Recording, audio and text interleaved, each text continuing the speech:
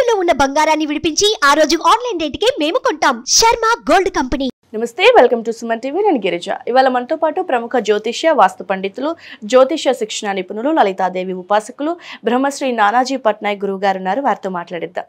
గురువుగారు నమస్కారం. శ్రీమాత్రే నమః. గురువుగారు, మామూలుగానే మనం ప్రతి దేవుణ్ణి పూజిస్తాం, కానీ దత్తుడిని మాత్రం అంటే పూజిస్తాం, కానీ అనుగ్రహం అంత ఈజీ కాదు, చాలా కష్టతరమైనది సో అని అంటూ ఉంటారు. అసలు ఈ దత్తుడి అనుగ్రహం పొందాలంటే పూజా విధానం కానివ్వండి, లేదంటే ఏ విధంగా ఆయనని కొలిస్తే మంచిది అంటారు గురువుగారు? అందులోనూ మనకి ఏకాదశి దత్త జయంతి వస్తుంది. సో ఆ రోజు మనం పాటించాల్సిన నియమాలు, ఎలాంటి పరిహారం చేసుకుంటే మంచి జరుగుతుంది అంటారు గురువుగారు? తప్పకుండా అమ్మా. ఫస్ట్ ఆఫ్ ఆల్ ఎందుకంటారు అంటే నిజంగానే అది అంత ఈజీ కాదు. సీరియస్గానే దత్తానుగ్రహం కలగాలంటే చాలా కష్టం. ఎందుకు కష్టం అనే దాన్ని మనం ఆలోచించాలి. ఓకే, అంతా పరమాత్మ స్వరూపమే కదా అన్నీ కూడా. అవును.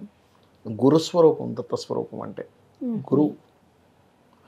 గురుస్వరూపం అయినప్పుడు ఏంటంటే ఇక్కడ మీరు ప్రకృతిని గురువుగా భావిస్తూ మీ యొక్క థింకింగ్ ఎబిలిటీ కానీ మీ యొక్క థింకింగ్ ప్రాసెస్ కానీ మార్చుకోగలగాలి. దత్తాత్రేయుని ఆరాధించాలి. దత్తానుగ్రహం కలగాలి అంటే ఫస్ట్ మీ థింకింగ్లో చాలా మార్పులు రావాలి. ఎలాగా అంటే మీరు దత్తాత్రేయుడు అనుగ్రహం పొందాలి అంటే ఫస్ట్ మీరు ప్రతి సంఘటన, ప్రతి విషయము, ప్రకృతిలో ఉన్న ప్రతి జీవి నుంచి గురువుగా మీరు యాక్సెప్ట్ చేయగలగాలి. అప్పుడు మీకు దత్తాత్రేయుడు అనుగ్రహం కలుగుతుంది. అంటే మీరు ప్రతి దాంట్లోనే ఒక విషయాన్ని నేర్చుకోగలగాలి. జడ్జిమెంట్ చేయడం ఆపేయాలి ఫస్ట్. చాలామంది చేసే మిస్టేక్ ఏంటంటే జడ్జి చేస్తారు. ఇది ఇలా కాదు, ఇలా ఉంటే బాగుంది. నువ్వెవరు జడ్జి చేయడానికి? అది అలా ఉండడానికి డిజైన్ చేయబడింది. ఇప్పుడు కడుపు నొప్పి రావడం మంచిది అంటారా, చెడు అంటారా? మీరు కొన్నిసార్లు మంచిది, కొన్నిసార్లు చెడు. కడుపు నొప్పి రావడానికి మీకు చెడేమో, డాక్టర్కి మంచిదే కదా. ఆయనకు డబ్బులు వస్తాయి కాబట్టి పంచర్ అయింది, అది మీకు ఇబ్బంది ఏమో. పంచర్ చేసేవాడికి మంచిది. అప్పుడు అవి జరగలేదు, పరిస్థితి ఏంటి? డాక్టర్ ఎట్లా బతకాలి? వాళ్ళు బతకటం కష్టం. పంచర్ చేసుకునేవాడు ఎలా బతకాలి? లేకపోతే ఇంకొక పర్సన్ కళ్ళకి సైట్ వస్తుంది, కళ్ళద్దాలు డాక్టర్ ఎలా బతకాలి? లేకపోతే మీకు ఒక వెరైటీ నచ్చట్లా, రోజు డిఫరెంట్ వెరైటీస్ తినాలనే టేస్ట్ పెరిగింది మనిషికి. డిఫరెంట్ వెరైటీస్ కనిపెట్టేవాడు ఎట్లా బతకాలి? అంటే నేను అనేది ఏంటంటే ఒక సైకిల్. ఈ సైకిల్ని మీరు అర్థం చేసుకునే వరకు మీకు దత్తానుగ్రహం కలగదు. ప్రతి ఒక్కరిలో ఒక గురువుని చూడనంత వరకు మీకు దత్తానుగ్రహం కలగదు, గుర్తుపెట్టుకోండి. అంటే ప్రతి జీవిలోని మీరు గురువుని చూడగలగాలి. ఒక చీమ నుంచి మనం ఏం నేర్చుకోగలం? ఒక చిన్న పిల్లవాడి దగ్గర నుంచి మనం ఏం నేర్చుకోగలం? ఒక పెద్ద గురువు నుంచి మనం ఏం నేర్చుకోగలం? ఒక సంఘటన నుంచి మనం ఏం నేర్చుకోగలం? ఒక సంఘటన జరిగింది, బ్యాడ్ అండ్ గుడ్ సంఘటనలు అంటే ఏముండవు, అన్ని సంఘటనలే. మనం దాంట్లోంచి బ్యాడ్ తీసుకుంటున్నాం లేదా గుడ్ తీసుకుంటున్నాం. ఒక సంఘటన నుంచి మనం ఏం నేర్చుకుంటున్నాం? ఈ రోజు నుంచి మనం ఏం నేర్చుకుంటున్నాం? ఈ క్షణం నుంచి మనం ఏం నేర్చుకుంటున్నాం? నేర్చుకోవడమే మీరు పనిగా పెట్టుకుంటే అప్పుడు మీకు దత్తానుగ్రహం కలుగుతుంది. అంతేగాని ప్రతి ఒక్కరిలో మీరు పాయింట్అవుట్ చేసుకుంటూ వెళ్తే మీరు దత్తానుగ్రహానికి అర్హులు కాదు. ఎందుకంటే దత్తాత్రేయ స్వరూపం ఒక స్వరూపం కాదు. బ్రహ్మ, విష్ణు, రుద్ర ముగ్గురు. అంటే సృష్టి, స్థితి, లయ. సృష్టి ఎలా సృష్టింపబడుతుంది, ఎలా నడుస్తుంది, ఎలా లయమైపోతుందని మీ అబ్జర్వేషన్ చేస్తూ ఉండాలి. అప్పుడే మీకు దత్తాత్రేయ అనుగ్రహం కలుగుతుంది. అంతేగాని చాలామంది చేసే మిస్టేక్స్ చెప్తాను చూడమ్మా. కారులో వెళ్తూ ఉంటారు, డ్రైవింగ్ చేస్తుంటే పక్క నుంచి ఎవడో ఇలా సర్రని వెళ్ళిపోతారు, ముందు ఎవడో బ్రేక్ కూడా మనం తిట్టుకుంటూ డ్రైవింగ్ చేస్తూ ఉంటారు. అరే అది ట్రాఫిక్ అలాగే ఉంటుంది. నువ్వు అరే ఎలా వచ్చావేంట్రా అని డోర్ తెరిచేసి, కిటికీ తెరిచేసి, వాడి మీద ఒక క్యాకేసేసి వాడేదో అని వాడెవడో జస్ట్ ఇలా అనుకుని చేయి పెట్టుకుని వెళ్తాడు. ఇలా జస్ట్ ఇలా చేయి చూపించి వెళ్తాడు. మనకు అసలు రైజ్ అయిపోవడం, నువ్వు నాకు చేయి చూపిస్తావు, అది ఇది అని. అంటే ఏంటి? వాడు జస్ట్ చెయ్యి ఇలా అనగా నీలోంచి ఒక కోపం బయటకు వచ్చేసింది. అంటే నువ్వు ఎక్కడున్నావు అసలు? ఫస్ట్ నువ్వేం నేర్చుకోగలుగుతున్నావు? చెయ్యి ఇలా అన్నాడు అనగానే ఫస్ట్ మీ తప్పును మీరు యాక్సెప్ట్ చేయగలగాలి.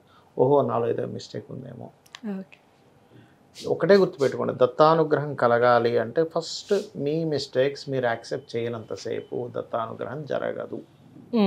ఎదుటివారి దగ్గర నుంచి ప్రతిదీ నేర్చుకోవాలనే దాంట్లో నుంచి ఉన్నంతసేపు కూడా మీకు దత్తానుగ్రహం జరగదు. కొంచెం ప్రతి చిన్న దాని నుంచి నేర్చుకోవచ్చు.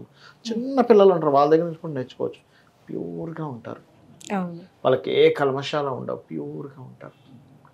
మీరు పెట్స్ పెంచుకుని ఉంటారు చూసారు, కుక్కలను, పిల్లలను. ఎందుకు పెట్స్కి అడిక్ట్ అవుతారు తెలుసా అమ్మ మీకు? ఎందుకు గురువుగారు? తెలీదు. అది మనం ఇంటికి వెళ్ళగానే ఫస్ట్ అది ఎక్స్ప్రెస్ చేస్తుంది దాని ఫీలింగ్ని.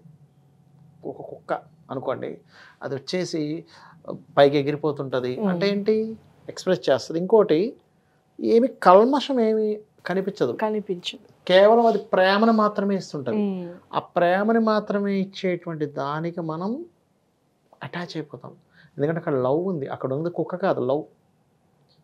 ఆ లవ్ ఉంది కాబట్టి ఆ లవ్కి మనం అట్రాక్ట్ అయిపోతాం. అబ్బా నా కుక్క, అదేదో ఆస్తులు సంపాదించి పెట్టాలి, నాకు షాపింగ్కి డబ్బులు ఇవ్వాలని ఎక్స్పెక్ట్ చేయం దాని దగ్గర నుంచి, కుక్క నుంచి.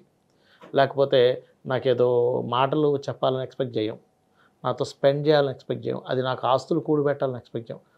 కుక్కకి అది లవ్ ఇస్తుంది అనే ఫీలింగ్తో దాని నుంచి ఒక ప్యూరిటీని మనం చూస్తున్నాం దాంట్లో. అందుకే మనం దానికి అట్రాక్ట్ అవుతున్నాం. ఒక పిల్లి కావచ్చు, కుక్క కావచ్చు, ఏదైనా కానివ్వండి, ఒక పెట్. ఓకే, అలాగే ఎప్పుడైతే మీరు మొత్తం విశ్వంలో ఉన్న ప్రతి జీవిలోని ప్రతి దాంట్లోని కేవలం ప్రేమను కనుక మీరు చూడగలిగితే, మీరు అనుకోవచ్చు ఏమండి అంతా కన్నింగ్ ఫెలోస్ ఉన్నారు చుట్టూ, అందరూ స్వార్థపరలే.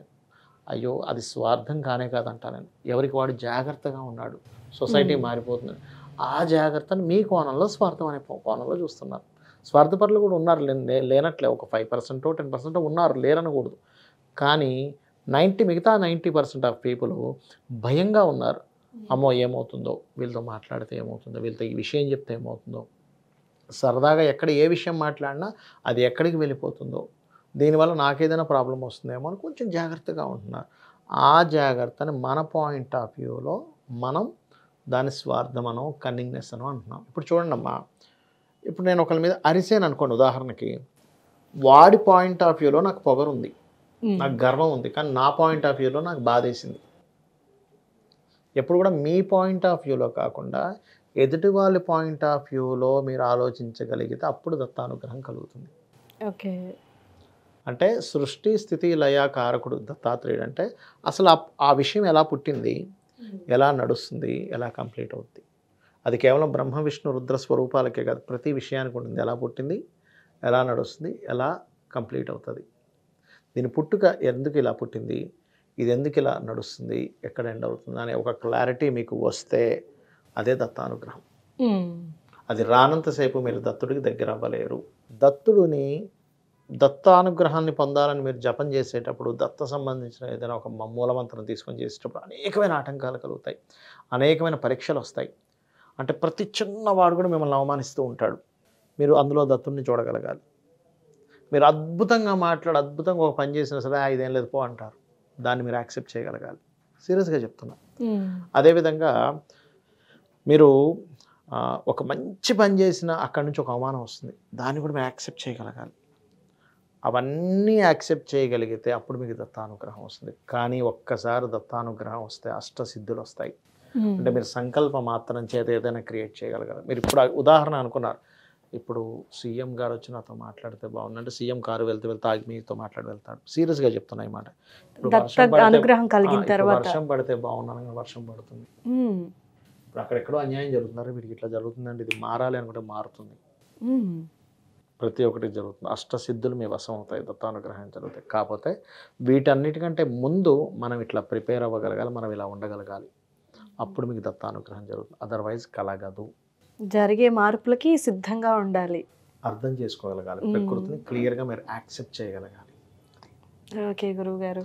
జై గురుదత్త, శ్రీ గురుదత్త, లేదా దిగంబర శ్రీ పాదవల్లభ దిగంబర, ఈ నామం చేయండి, ఖచ్చితంగా దత్తానుగ్రహం జరుగుతుంది. భక్తితో చేయాలి. భక్తి ఈజ్ మోస్ట్ ఇంపార్టెంట్, భావన ఈజ్ మోస్ట్ ఇంపార్టెంట్. మీరు కాళిదాస్ చూసే ఉంటారు, మహాకవి కాళిదాస్. ఆయన ఎన్ని ఒత్తులు దీపం వెలిగించాడు, ఏ ఆసనం వేశాడు, ఏ ముద్ర వేశాడు, కేవలం భక్తి.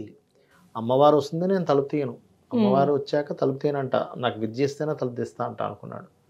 అమ్మవారు నమ్మింది, అరే నేనున్నానని నమ్మాడా, నేను లోపలికి వెళ్తానని నమ్మాడా, తలుపు తీయనని తలుపు వేసేస్తే నేను లోపల రాలేను అనుకుంటున్నాను. ఎంత అమాయకత్వం వీడి భక్తిలో ఉందనుకుంది, అనుగ్రహించింది.